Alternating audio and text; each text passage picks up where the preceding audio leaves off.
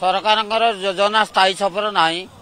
ଆଉ ଲୋକମାନେ ଖୋଲା ଆକାଶ ତଳେ ହଜାର ହଜାର ସଂଖ୍ୟାରେ ଭକ୍ତମାନେ ବର୍ଷା ଝଡ଼ରେ ଜଗନ୍ନାଥଙ୍କ ରଥ ଦେଖିବା ପାଇଁ କୋଟି କୋଟି ଭକ୍ତ ଚାହିଁ ବସିଛନ୍ତି କେତିକାଳେ ଜଗନ୍ନାଥଙ୍କ ରଥ ଆସୁଛନ୍ତି ଆମେ ପ୍ରଭୁ ଦେଖିବା।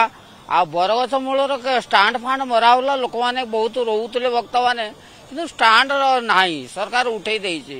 ସେତିକାଳେ ବହୁ କଷ୍ଟର ଜୀବନ ଯାପନ କରୁଛନ୍ତି।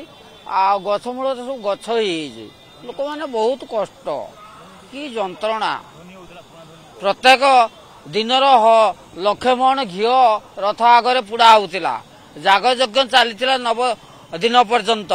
କି ଆନନ୍ଦ କି ଉଲ୍ଲାସରେ ଲୋକମାନେ ଖାଇବା ପିଇବା ସମସ୍ତ ପ୍ରକାର ସରକାର ଯୋଗାଇ ଦେଉଥିଲା।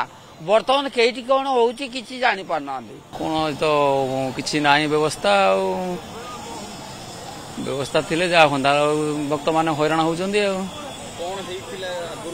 ଆଗରୁ ସବୁ ମଠ ଫଟ ଥିଲା, ଲୋକ ରହିବାକୁ ଟିକେ ସୁବିଧା ହେଉଥିଲା। ଆଉ ଯେହେତୁ ମଠ ଫଟ ଗଭର୍ଣ୍ଣମେଣ୍ଟ ଭାଙ୍ଗିଦେଲା, ଆଉ କିଛି ସୁବିଧା ନାହିଁ, ଭକ୍ତମାନେ ପଦାରେ ପଡୁଛନ୍ତି ଖୋଲା ଆକାଶ ତଳେ। ଆଉ